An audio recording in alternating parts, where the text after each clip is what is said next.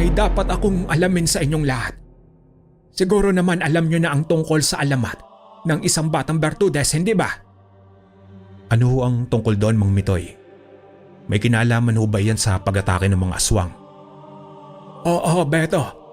Ang batang Bertudes. Sila ang mga batang ipinanganak sa ilalim ng kakaibang pangyayari. May tatak sila sa batok o kaya ay sa dibdib na parang bilog na may 3 guhit. Hindi sila katulad ng aswang. Pero sila ang tanging nilalang na kinatatakutan ng mga aswang. Dahil malakas ang liwanag ng kanilang kaluluwa. Nakakasilaw ito sa mga demonyo at aswang. Kapag napapatitig sila sa aswang, nawawala ang taglay nitong lakas. Katulad ho ba iyon ng nangyari kagabi, Lolo Mitoy? Ang balat sa batok ni Jomar. Isa siyang Bertudes kung gayon. Ramon, huwag kang sumabat sa usapan. Hayaan mo na, Beto. Tama lang na maging handa siya at malaman ang totoo. Ang problema natin ngayon, kapag may batang Bertudes, hindi mapakali ang mga aswang sa paghahanap dahil gusto nila itong patayin habang bata pa. Para hindi sila lumakas at maging tagapagwasak ng lahi ng aswang. Malapit na nila siyang matukoy. Kagabi ang simula. Dahil ramdam na nila ang lakas niya. Kailangan nating paghandaan ng gabi ng sigwa. Nalalapit na ang karawan ng apo ko at kinakailangan ko ang tulong ninyo, Beto.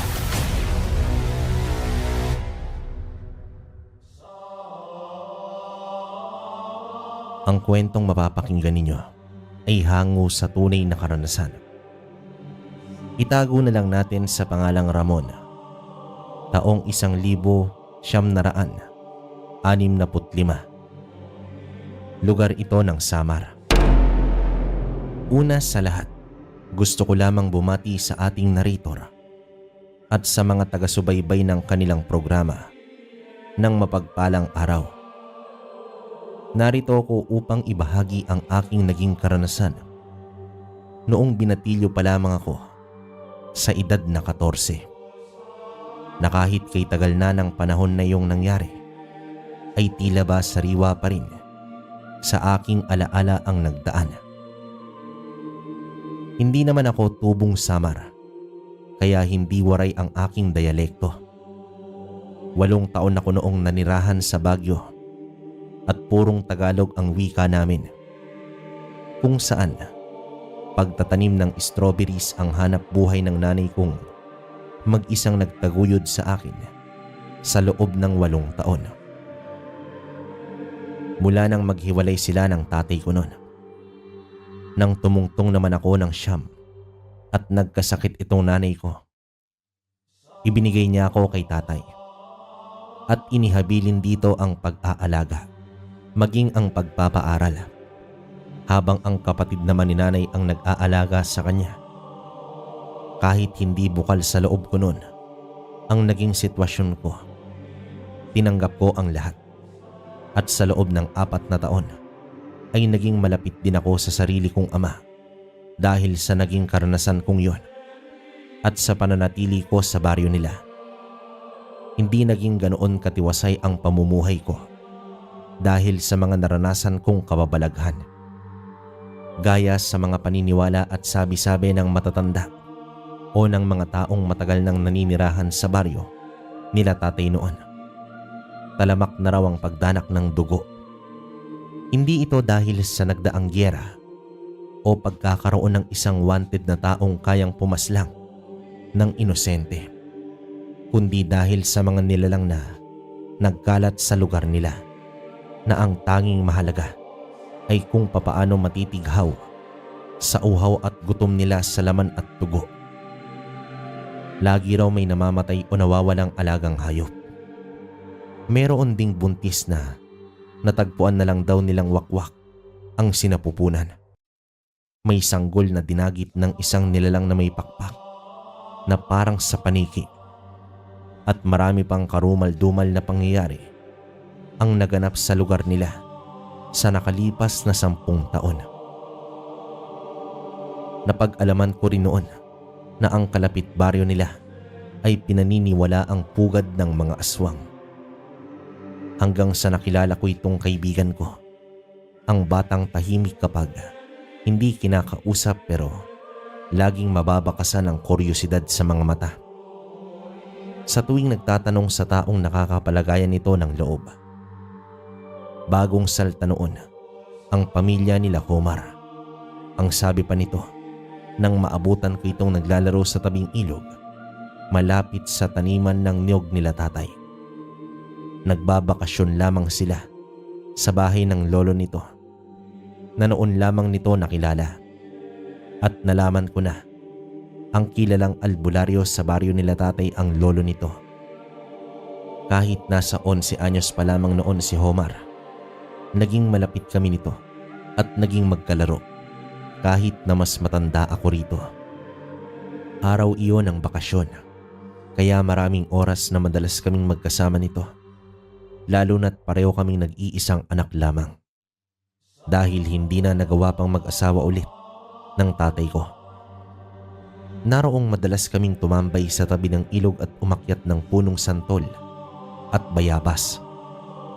Doon ko rin nakilala ang albularyong si Lolo Mitoy nang minsang napadalaw ako sa kanila.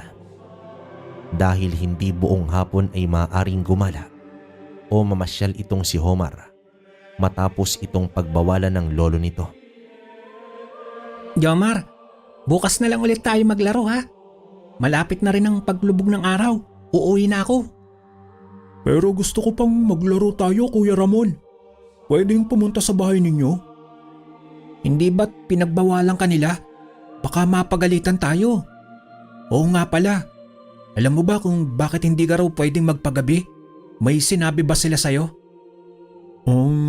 Ang sabi ni Lola, baka raw mapahamak ako kapag inabutan ako ng dilim sa daan. Kaya hindi raw ako pwedeng magpagabi. Baka raw kasi kunin nila ako. Ha?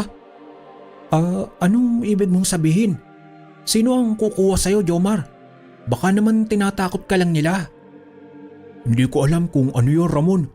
Pero sabi ni inay, nangunguha raw sila ng batang pasaway at kinakain nito. Kesa ang makaramdam ng takot, parang gusto ko pang matawa dahil sa sinabi nito. Dahil parehong-pareho ang paalala nila ng tatay ko noong unang beses kong tumira sa kanila. Ngunit sa nakikita kong seryoso nitong anyo, tinigilan kong magbiro at kunwaring pinaniniwalaan na lang ang mga sinabi nito. Isang umaga noon, nang sumama ako kay tatay para maghatid ng kinopra nila sa pamilihan, doon ko nadiskubre ang pagkauso ng gagamba. Saka ko noon naisip na anyayahan itong kaibigan ko na manghuli rin kami para may iba kaming libangan bukod sa paliligo sa ilog at pag-akyat ng mga puno. At tuwang-tuwa naman ito dahil doon.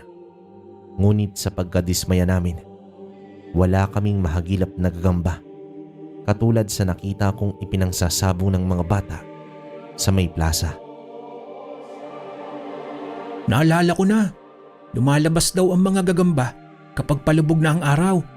Mas madaling makita ang mga sapot nila kapag madilim na. Gabi? Hindi ako pwedeng magpagabi. Sus, takot ka lang kamo, Jomar. Kasama mo naman ako eh. Saka hindi naman natin kailangan pumunta sa malayo. O kaya'y sumuot sa masukal na gubat para lang maghanap. Ano, akong bahala. Pero paano kung magalit pa rin si Lolo? Tiyak mapapalo ako ni inay. Basta akong bahala. Sasamahan naman kita pa uwi eh. Saka doon tayo malapit sa inyo para makakauwi ka agad. Magdala lang tayo ng flashlight at kahon ng posporo para may lagayan tayo ng mahuhuli nating gagamba.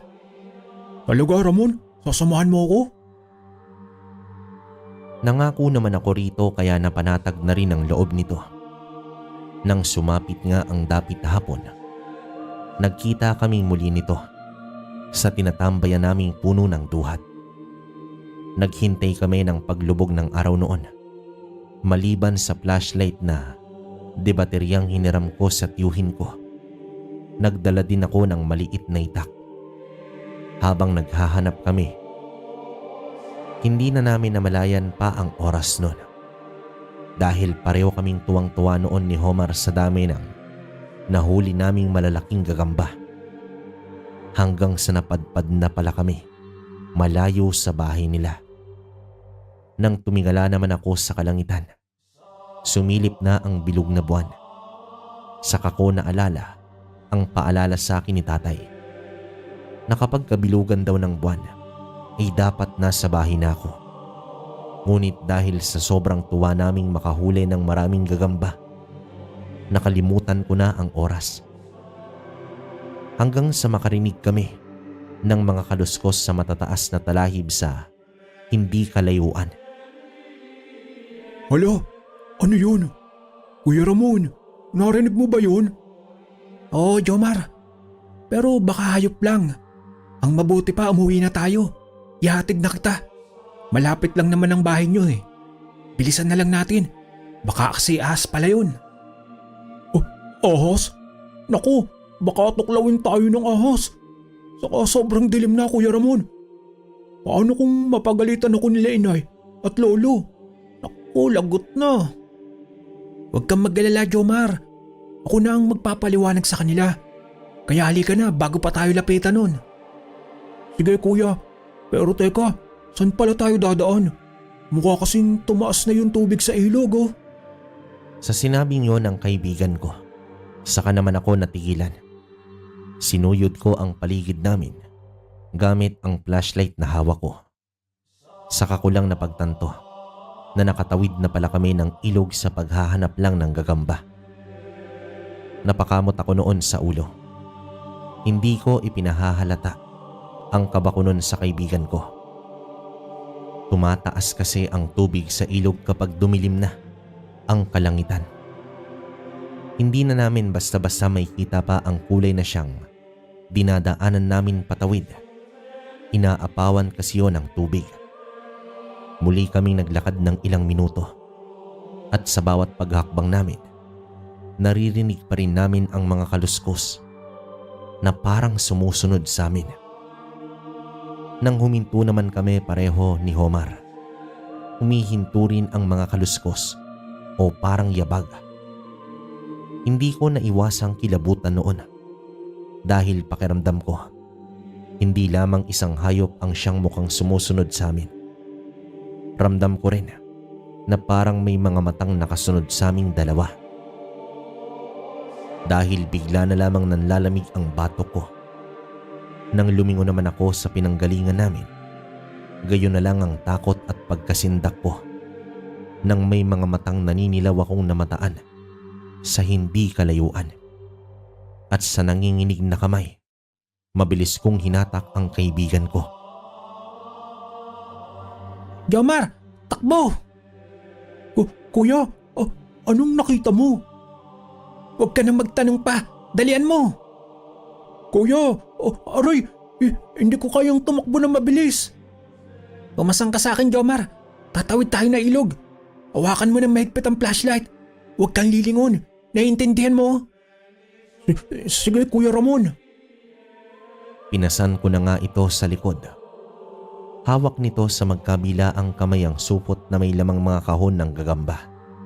At ang flashlight na mukhang malapit na ring mamatay ang baterya. Habang ang mga tsinelas ko ay nakasuksok sa magkabila ang braso ko. Patakbo akong naglakad upang makalayo lamang. Saan nila lang na nakita ko. Sa takot na baka habulin kami nito. Natagpuan ko na rin ang tablang nagsisilbing tulay sa ilog at kahit anong pagmamadali ko ay maingat at dahan-dahan pa rin ang ginawa ko noong pagtawid. Dahil isang maling galaw ko lang ay maaari kaming mahulog. Gayong hanggang tuhod ko na ang lalim ng tubig sa inaapakan kong tabla. Marunong naman akong lumangoy noon, pero hindi ang kaibigan ko. At hindi ko ito kakayaning iligtas kung pareho kaming lamunin ng ilog dahil sa dilim ng paligid. Kuya, naririnig mo ba yun? Ano ba yung nakita mo kanina? Parang may sumusunod na sa atin ah. Huwag mong pansinin yun. Kailangan muna nating makatawid. Ginigitawan na ako noon ng pawis sa noo at leeg. Hindi rin maampat sa pagkabog ang dibdib ko dahil sa kaba nang marinig ko yon kay Homar. Malakas ang lagasgas ng tubig kaya hindi ko gaanong napagtuunan ng pansin ang nilalang na may naninilaw na mga matang nakita ko. Inisip ko na lang na baka mukha lang yon sa malaking uri ng hayop, gaya ng kalabaw.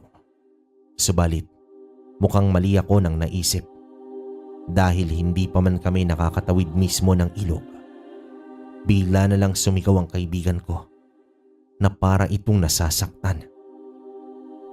Oh, Kuya Ramon, ang bato ko mahapdi. Ano? Anong nangyayari sa'yo? Kuya, bilisan mo. Malapit na sila. Ha? May sumusunod sa atin? Kuya, bilis! Halos mawalan na ako noon ng balanse dahil naman sa pagkataranta. Bagamat nagawa ko pa ring hamigin ang aking sarili. Nang makatawid na, muntikan pa kaming masubsob sa putikan dahil sa pagkadulas ko. Halos hingalin ako nang makatayo na kami sa ilog. Walang lumilingon sa amin. Hindi ko na rin pinansin pa ang kirot sa mga talampakan ko dahil sa tinik at matutulis na bagay na naapakan ko. Ang tanging layunin lamang namin noon ay ang makauwi na. Panay pa rin ang iyak ng kaibigan ko ng mga sandaling yon. Nang makarating kami sa isang malawak na daanan, ibinaba ko muna ito. Nang pagmasdan ko ang batok nito, laking gulat ko na lang dahil parang umiilaw iyon. Jomar, ano yung nasa batok mo? Bakit umiilaw? Anong umiilaw, Kuya Ramon? Tinatakot mo ba ako? Totoo. Yun bang parang balat mo na hugis bilog na may 3 tuldok? Para siyang kumikinang. Talaga? Masakit siya kanina. Pero ngayon hindi na. Sumakit lang siya nung malapit na yung humahabol sa atin. Hindi ko naman noon maunawaan kung ano ang ipinahihiwatig ng nangyari sa kaibigan ko. Ngunit nang makarating kami sa kanila at nang mapansin kong wala nang sumusunod sa amin, doon lang ako nakahinga ng maluwag. Pagdating naman sa kanila, natagpuan ko na lang ang sarili kong sinisermonan ng lolo nitong albularyo. Alam niyo ba kung ano ang ginagawa ninyo? Maaari kayong mapahamak. Sinasabi ko na sa inyo, Jomar, na huwag ka magpapagabi sa labas. Nako, kay tigas talaga ng ulo mong bata ka. Lolo Mitoy, pasensya na po. Kasalanan ko po ang lahat. Huwag niyo na po sanang pagalitan si Jomar. Ako po ang nagyaya sa kanya na manguha kami ng gagamba. Patawad po. Mabuti't alam mong kasalanan mo, Ramon. Mas matanda ka kay Jomar. Kaya dapat alam mo na kung ano ang tama at mali. Pero dahil nangyari na, may magagawa pa ba ako? Kabilugan ng buwan ngayon. Ang mabuti pa dito ka na magpalipas ng gabi. Dahil delikado na ang bumalik sa inyo. Kaya lang po, Lolo Mitoy, baka magalit po sa akin si tatay. Huwag kang mag-alala. Nanggaling na rito kanina ang tatay mo para maghatid ng uling na binili ko. Kung sakaling hindi ka raw makabalik agad, dumito ka na muna. O siya, maglinis na kayo ng katawan at kumain na. Ako'y magpapausok na muna dahil mukhang nasundan kayo ng mga iyon. Po, sinundan kami ng mga naninilaw na mga mata? Ano ho ba ang mga iyon? Gusto mo ba talagang malaman, iho? Ang mga nilalang na yon ay mga aswang. At sa nakikita ko, hindi lamang iisa ang pumupuntirya sa inyo. Sa sinabing yon ni Lolo Mitoy, halos mawala ng kulay ang mukha ko. At hindi ko naiwasang magsisi noon dahil sa pagsuway ko sa paalala ni tatay at ni Homar. Hindi rin namin inaasahan na makalipas lamang ang 3 oras ng pamamahinga namin ay magpaparamdam ang mga nilalang na yon. Dahil bigla na lang napasigaw itong kaibigan ko. Nakatabi ko lamang sa higaan. Ang sakit, Kuya Ramon. nakakapaso siya. Inay, tulong! Jomar, anong nangyayari sa'yo?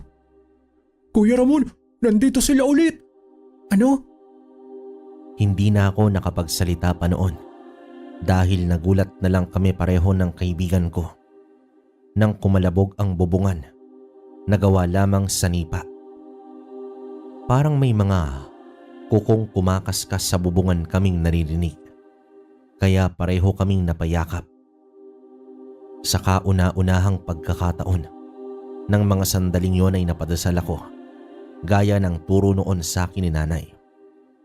Ramdam namin pareho ang takot na bumabalot sa aming katawan. Nanginginig noon ang kaibigan ko habang nakayakap sa akin. Patuloy ang kaluskos at parang naglakad na kung anong nilalang sa bubungan. May kakaiba na kaming naririnig noon. Lumilikha ito ng tunog na parang sa tiktik. Nang marinig namin ang boses ni Lolo Mitoy, nabuhayan ako ng loob. Dinampot ko noon ang flashlight na nasa tabi ko at itinutok ito sa may bubungan. Kung sino ka mang nilalang ka, lumayo ka sa pamamahay ko. Wala kang karapatang dumito.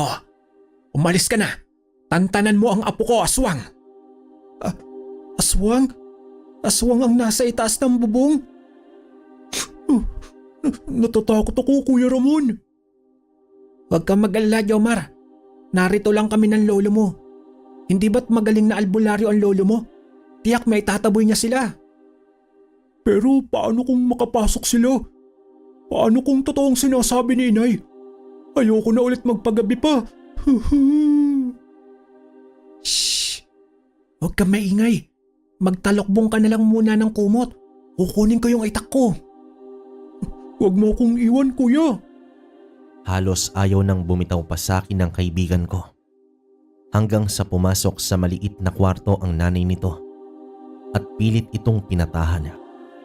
Sa uli ay sa nanay naman ito yumakap habang patuloy ito sa pag-iyak. Napansin ko rin ang kumikinang sa balat nito, bandang batok.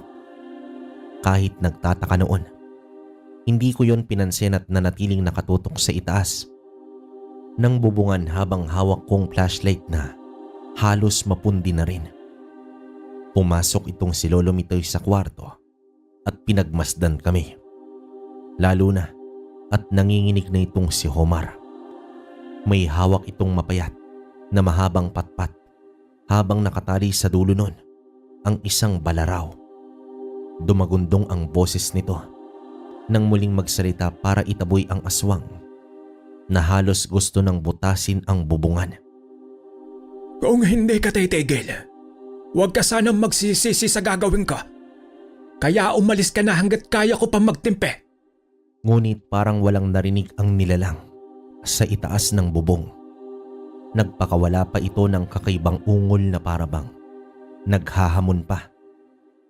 Sa isang iglap, mabilis na itinusok ni Lolo Metoy ang hawak nitong patpat na may balaraw sa bubungan kung nasaan ang aswang. Matapos noon, nakarinig na lang kami ng nakakakilabot na ungol na parang nasasaktan ito. Halos mapatakip din ako noon sa mga tenga ko dahil lalong naging agresibo ang aswang na yon. Lumusot na mismo ang mga mahabang kuko nito sa ginawa nitong maliliit na mga butas sa bubungan. Nanlaki ang mga mata ko nang makita ko yon. Lalo na nang sumilip mula roon ang naninilaw na mapulang mga mata nito. Halos maihi naman ako nun sa takot. Ngunit nang marinig ko ang paghiyaw ni Homar, doon ako natauhan bigla.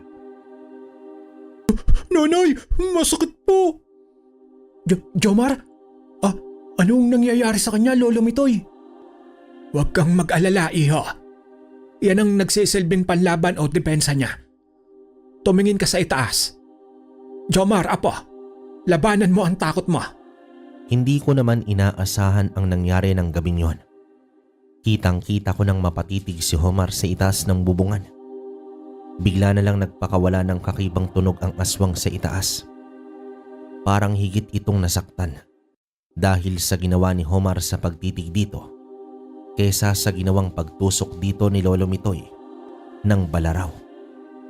Nakarinig na lang kami ng pagbagsak sa lupa at pagaspas mula sa hindi kalayuan. Tuluyang umalis ang mga aswang na para bang kinawawang mga tuta na umiiyak pa uwi. Napansin ko ang tumutulong pulang likido mula sa dulo ng balaraw. Nang ilawan ko ito, namilog ang mga mata ko at hindi makapaniwala na nagawang mapinsala ni Lolo Metoy ang nanggagambalang aswang. Hindi na halos kaming tatlo nakatulog noon, pero mahimbing ang naging tulog ni Homar sa kandungan ng ina nito. Kinabukasan noon, dumating si Tatay Beto upang sunduin ako. Ngunit bago kami umuwi, nag-usap sila ni Lolo Mitoy tungkol sa naganap ng nagdaang gabi. May dapat akong alamin sa inyong lahat. Siguro naman alam nyo na ang tungkol sa alamat ng isang batang Bertudes, hindi ba? Ano ho ang tungkol doon, Mang Mitoy? May kinalaman ho ba yan sa pag-atake ng mga aswang? Oo, Beto. Ang batang Bertudes. Sila ang mga batang ipinanganak sa ilalim ng kakaibang pangyayari. May tatak sila sa batok o kaya ay sa dibdib na parang bilog na may 3 guhit. Hindi sila katulad ng aswang. Pero sila ang tanging nilalang na kinatatakutan ng mga aswang dahil malakas ang liwanag ng kanilang kaluluwa. Nakakasilaw ito sa mga demonyo at aswang. Kapag napapatitig sila sa aswang, nawawala ang taglay nitong lakas. Katulad ho ba iyon ng nangyari kagabi, Lolo Mitoy? Ang balat sa batok ni Jomar. Isa siyang Bertudes kung gayon. Ramon, huwag kang sumabat sa usapan. Hayaan mo na, Beto. Tama lang na maging handa siya at malaman ang totoo. Ang problema natin ngayon, kapag may batang Bertudes, hindi mapakali ang mga aswang sa paghahanap dahil gusto nila itong patayin habang bata pa. Para hindi sila lumakas at maging tagapagwasak ng lahi ng aswang, malapit na nila siyang matukoy. Kagabi ang simula. Dahil ramdam na nila ang lakas niya, kailangan nating paghandaan ng gabi ng sigwa. Nalalapit na ang karawan ng apo ko at kinakailangan ko ang tulong ninyo, Beto. Nagkatinginan kami ni Tatay noon. Ramdam ang tensyon ng mga oras niyon. Ipinaliwanag din ni Lolo Metoy na kapag tumuntong sa 12 anyos ang batang Bertudes, magiging ganap ang lakas nito at hindi ito kayang talunin ng aswang. Kaya raw nagmamadali ang mga aswang dahil kailangan nila itong patayin bago ang kaarawan mismo ni Homar na 1 linggo na lang ang nalalabi. At magmula noon, lagi ko na rin sinasamahan ito. Hindi na rin kami pumupunta pa sa malayo. Nanatili kaming nasa bakuran nila o sa bahay namin. Sa nakalipas na araw bago ang kaarawan nito, maraming nangyari sa baryo. Naroroong may nawawalan na naman ng mga alagang hayop. Maging ang alagang kambing ni Lolo Metoy ay natagpuan na lang nilang wakwak ang sikmura at nagkalat ang bituka at lamang loob sa lupa. Wala na itong buhay. Naisip ng matanda na baka raw gumanti sa ganoong paraan ng aswang na sumugod noong gabi. Gustuhin man daw nitong pabalikin sa may syudad ang mag-ina ay hindi na raw maaari pa dahil nakatatak na raw sa pang-amoy ng aswang itong si Homar. At kahit saan sila magpunta ay tiyak na masusundan sila. Ngunit sa tabi ng albularyo, hindi nila basta malalapitan ang bata. Ngunit isang hapon, hindi namin inaasahan na bigla na lang mawawala sa paningin ni Lolo Metoy ang kanyang apo. Hindi ba nagawang dumeto ng apo ko, Beto? Wala ho, Mang Mitoy. Kasama ko rin si Roman Sanyugan kanina. Baka naman ho hindi nyo lang napansin at nakapaglaro na kung saan-saan ang apo ninyo. Imposible. Dahil ilang beses ko nang ipinagbilin na huwag siyang lalayo sa bahay. Nako, ang batang iyon Nag-aalala na rin ang nanay niya eh. Malapit na ang kaarawan niya. Ayaw kong isipin na may ginawa na silang hakbang laban sa apo ko. Ipagdasal na lang po natin na baka nawili lamang sa paglalaro si Jomar, Mang Mitoy. Hayaan mo tutulong kami sa paghahanap. Tatay Beto, mukhang alam ko na kung saan makikita si Jomar. Oh, alam mo pala. Bakit ngayon mo lang sinabi? Itay, kayo na po nagsabi na bawal akong sumabat sa usapan ng matatanda. Kaya di po ako nagsalita. Ba't ikaw talagang bata ka ah? Totoo ba ang sinasabi mo, Ramon? O ano pang hinihintay natin? Samahan mo ako kung saan natin siya makikita. Hindi ko lang po sigurado, pero sumama na lang po kayo sa akin. Halina po kayo. Sinamahan ko nga sila noon sa madalas na tambayan namin ng apo na punong duhat. Malapit na ang paglubog ng araw. Kaya naman hindi napigilang mag-alala at mabahala nila Lolo Mitoy. Pagdating namin doon, natagpuan nga namin itong si Jomar. Subalit hindi ito nag-iisa. May binata itong kasama na mukhang galing sa may sakahan dahil sa pananamit nito. Hindi namin noon gaanong napansin ang mukha nito dahil sa suot nitong salakot sa ulo. Ngunit may kakaiba sa presensya ng lalaking yun. Hindi dahil sa masayang pakikipag-usap nito kay Jomar. Nagulat na lang kami nang magtaas ng boses itong si Lolo Mitoy na dali-daling nilapitan ang tahimik na apo. Layuan mo ang apo ko. Sino po siya, Mang Mitoy? Apo, narito na si Lolo. Umuwi na tayo. Lolo? Nang humarap sa amin si Jomar ng mga sandaling yon, pareho kaming nagtataka ni tatay kung bakit. Parang wala ito sa kanyang sarili. Kapansin-pansin naman ang pagngisi ng lalaki. Umatras ito ng ilang hakbang. Nang lumapit si Lolo Mitoy, kinabig nito ang apong nananatiling tulala. Iwinasiwas ng albularyo ang isa nitong kamay na parabang gusto nitong itaboy ang lalaki. Mababakas din sa anyo nito ang galit. Ano ang ginawa mo sa apo ko?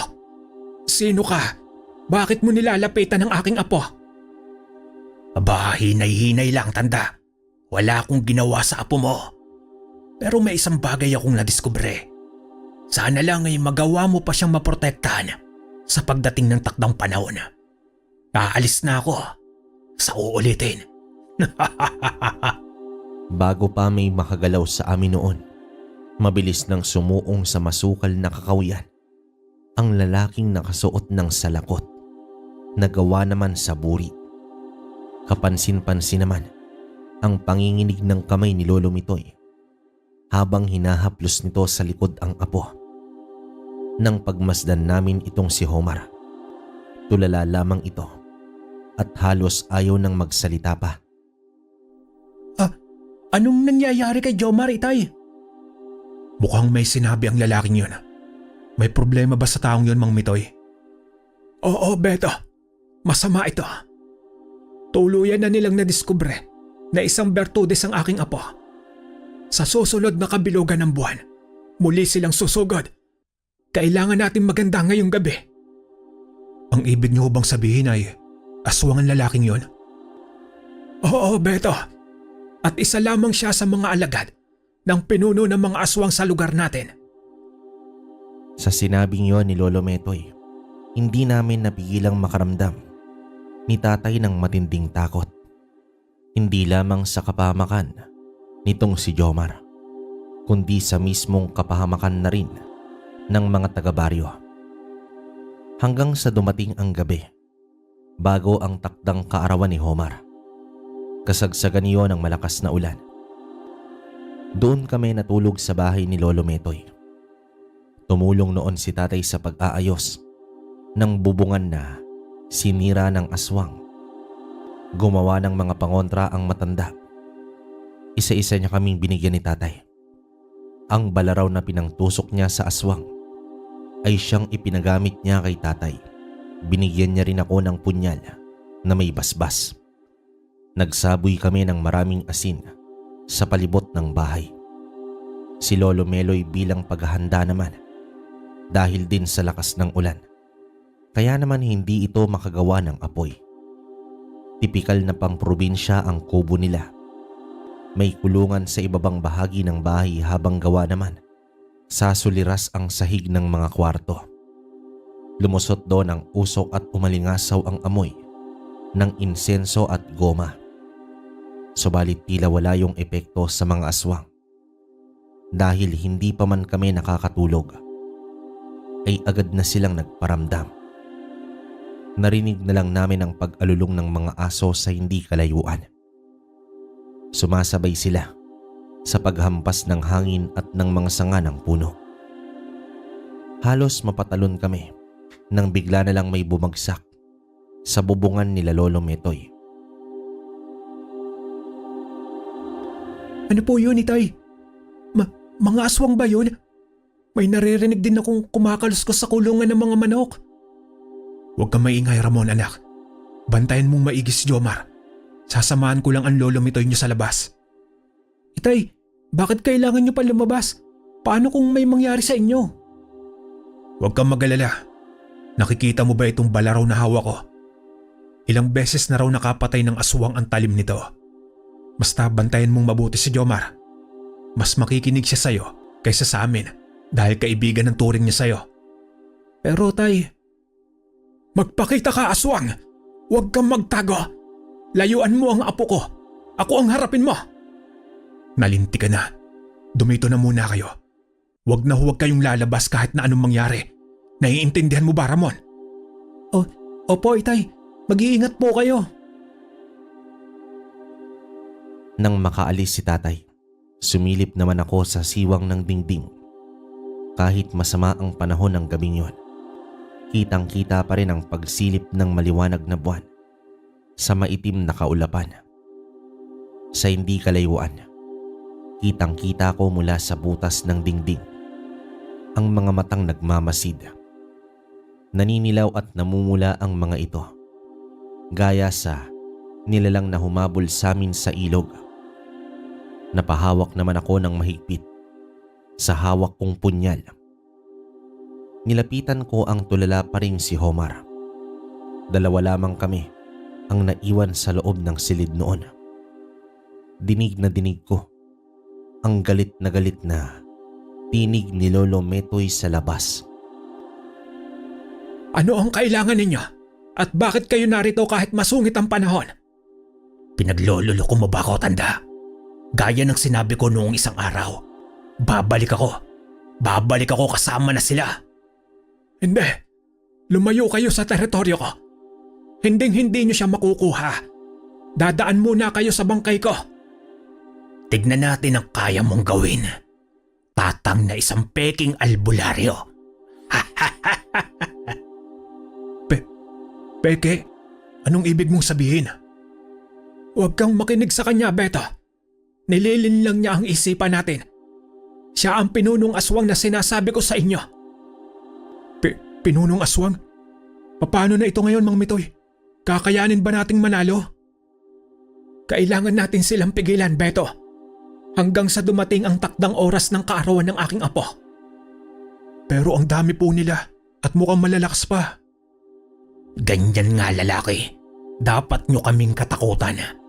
Dahil matapos naming mapatay ang batang Bertudes, kayo naman ang isusunod namin. Tumahimik ka, aswang. Huwag mo kaming linlangin. Muling bumagitna itong si Lolo Metoy at matapang na hinarap ang pinuno ng mga aswang. Nang muli akong sumilip sa siwang ng dingding, doon ko nakita ang paghaharap ng dalawang panig. Himalaring humina ang ulan noon. Subalit hindi ang hangin at ang tensyon na nasa paligid namin. Kitang-kita ko kung papaano sumugod ang mga nilalang na may mabubuhok na pangangatawan. Kahit may kadiliman sa labas, dahil sa liwanag ng buwan, kitang-kita ko ang kumikislap ng mga pangil at mahabang kuko ng mga ito. Halos hindi naman ako humihinga ng mga sandaling yon.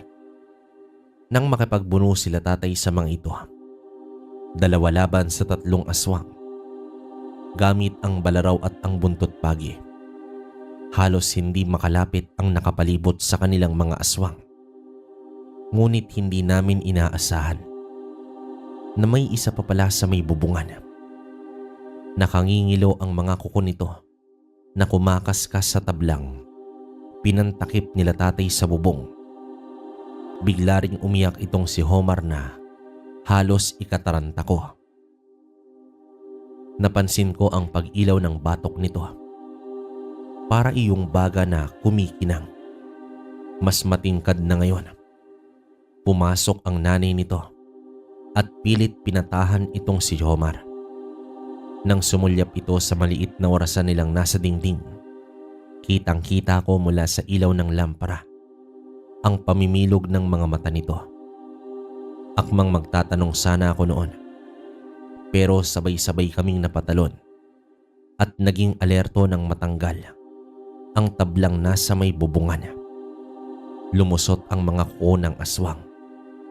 Nagpakawala rin ito ng kakaibang ungol. Lalo ding umiyak itong si Homar. Kaya nilapitan ko ito at niyakap. Huwag kang mag-alala, Jomar. Narito lang kami ng nanay mo. Lalabanan ko rin sila para sa'yo. Kuya, gusto nila akong kunin. Natatakot ako. Ayaw kong sumama sa kanila, kuya. Bago pa may makahuma sa amin, narinig ko na lang ang sigaw ni tatay mula sa labas. Kasabay noon ang paglusot ng isang kamay ng aswang sa nawasak na bubong. Ramdam din namin ang pag-ihip ng malamig na hangin at ang ilang patak mula sa ulan na lumulusot sa mga butas. Mahigpit kong hinawakan ang punyal. Sa tulong ng nanay ni Homar, pilit naming itinataboy ang aswang na nasa bubungan. Muli itong nagpakawala ng kakaibang ingay ng matalsikan nito ng asin na isinaboy ni Nanay Feli, at mukhang dahil sa sakit tuluyan nitong nagalit. Halos lumusot na ang kalahati ng katawan nito sa atip. Sumisigaw na rin itong si Nanay Feli para humingi ng tulong sa kanila tatay. Ngunit alam kong may kanya-kanya rin silang laban. Kaya para hindi maging pabigat sa kanila tatay, pilit kong tinapangan ang aking sarili. Kahit nanginginig ang kalamnan ko dahil sa takot. Nang akmang lulusot na ng tuluyan ng aswang sa ginawa nitong butas, tinusok ko rito ang hawak kong punyal. Lumayo kang aswang ka. Itong tikman mo. Kuya Ramon! Ang balikat ko. Tinamaan ako ng kuko niya. Jomar, huwag kang lalapit. Nagawa ko nga noong saksakin sa braso ang aswang. Nadali naman ako ng mahabang kuko nito sa balikat na ikinasalampak ko sa may sahig dahil sa lakas nito. Hindi ko rin inaasahan ang pagtayo ni Homar at paglapit sa kinaroroonan ng aswang. Kitang-kita namin ang naninilaw at mamula-mula nitong mga mata. Nang mapatitig ito kay Homar, kapansin-pansin ang mababakas na pag-alinlangan sa anyo nito. Masama ako! Layuan mo ang Kuya Ramon ko! Hindi naman naming inasahan na matapos nito iyong sabihin. Bigla na lang umalingaw ang hiyaw ng aswang na para itong nasasaktan. Paatras itong lumusot sa butas ng bubong. Pareho kaming hindi nakagalaw noon ni Nanay Feli. Muli ko ring narinig ang tinig ni tatay na mukhang papasok na ng bahay. Hindi ko na ininda noon ang tinamo ko. Tinakbo ko ang kinaroroonan nito. Hindi ko naman inaasahang sinusundan pala ito ng isang aswang. Sa anyong namamaluktot ang likod at ang mga binti nito habang mabilis na gumagapang palapit kay tatay. Ramon, nasan si Jomar? Ayos ka lang ba? Napano ang balikat mo? Sandali at isasara ko ang pintuan. May aswang na nakapasok po, Itay. Pero naitaboy na namin po siya ni Jomar. Ano? Nasaan na sila? Bago pa man ako makasagot noon, muli naming narinig ang pag-iyak ni Homar. Mabilis naman namin itong pinuntahan. Kitang-kita namin ang pagdungaw ng isa pang aswang mula sa butas ng bubong. Mas malaki yon at mukhang mas babangis. Napag-alaman namin kay tatay na ito raw ang namumuno ng mga aswang na humabol kay Lolo Metoy.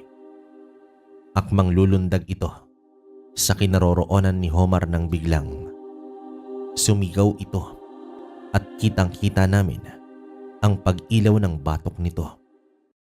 Umatras naman ang aswang na parang nasasaktan ito nang mapatitig sa mga mata ni Homar. Hindi pa ganap ang pagiging Bertudes mo. Hindi ito maaari. Kailangan na kitang patayin. Ako ang harapin mo, aswang. Bago pa magawang lumukso ng aswang papasok ng bahay, inihagis dito ni tatay ang sibat na galing kay Lolo Metoy. Tumama naman iyon sa kanang dibdib ng aswang, kaya lalo itong nagwala. Mabilis naman na kinuha ni tatay si Homar at dinala sa may kusina. Dinig na dinig namin mula roon ang pagwawala ng aswang na muling tumalon sa lupa. Hindi namin alam kung ano ang nangyari sa mga ito. Lahat sila ay dumadaing at umuungol. Ngunit nang mapansin naming parang kinukumbulsyon itong si Homar, lalo kaming nagpanit at natakot. Ano pong nangyayari sa kanya, Itay? Hindi ko alam. Si Mang Mitoy, siya lang ang nakakaalam kung ano ang nangyayari kay Jomar. Pero para hindi makalapit ang pinuno ng mga aswang, iniligaw niya ito. Hindi ko alam kung nakaligtas siya. Dahil sa sinabi ni tatay, hindi napigilang pumalaho ng iyak ni Nanay Feli habang nasa kandungan nito ang nanginginig na anak niya.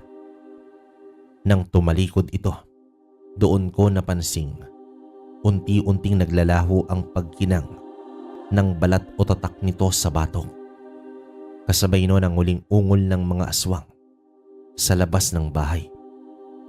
Nawalan din ng malay itong si Homar matapos ng nangyari. Naghintay pa kami ng ilang oras bago tuluyang humupa ang tila dilubyo. Ngunit hindi na bumalik itong si Lolo Metoy hanggang sa tuluyang sumikat ang araw. Matapos gamutin ni Nanay Feli ang tinamo naming sugat ni tatay, saka lamang kami noon lumabas ng bahay para alamin ang nangyari at para hanapin itong si Lolo Metoy. Subalit, natagpuan na lang namin ito na gutay-gutay ang katawan, puno ng kalmot at bakas ng dugo. Dilat na dilat ang mga mata at wala ng buhay. Hindi kami makapaniwala sa nangyari dito, maging sa mga aswang na nagkalat sa paligid ng bakuran. Para silang mga sinunog ng buhay nang nagdaang gabing yun. Natagpuan na lang din namin sila noong halos maupos na ang buong katawan. Anong nangyari sa kanila, Itay? Saka po si Lolo Mitoy. Patay na po ba siya, Itay? Hindi ko alam kung paano ito nangyari, anak. Pero si Mang Mitoy, grabe ang ginawa nila sa matanda. Wala silang awa. Kaya bagay lang ang nangyaring ito sa kanila. Nang sa gayon, parang nakaganti na rin tayo. Nang makita ni Nanay Feli ang ama nito na wala ng buhay, mabilis itong dinaluhan ni tatay ng matumba ito dahil sa panghihina at labis na pagkagimbal. Dumating din ang tiyuhin ko noon ng kapatid ni tatay, kasama ang mga taga-baryo. May kasama silang maalam tungkol sa mga aswang at doon namin nalaman na tuluyan ang naubos ang mga aswang na kinatatakutan sa baryo namin. Hindi na rin ganap na isang Bertudes itong si Homar. Ayon pa sa taong yon, Tapos na raw ang tungkulin nito sa lugar namin. Kahit nagdadalamhati kami sa pagkawala ni Lolo Metoy, nagpapasalamat pa rin itong si Nanay Feli dahil buhay pa rin itong si Homar. Ngunit hindi na bilang isang batang Bertudes. Matapos ilibing si Lolo Metoy, muling bumalik sa lungsod ang mag-ina. Magkikita pa rin tayo, Kuya Ramon, di ba? Oo, Jomar. At magkaibigan pa rin tayo kahit ano man ang mangyari hanggang sa muli nating pagkikita. Magmula noon, naging alamat na sa baryo ang tungkol sa batang Bertudes. At isa ako sa nagpapatunay na totoo ang tulad nila. Wakas,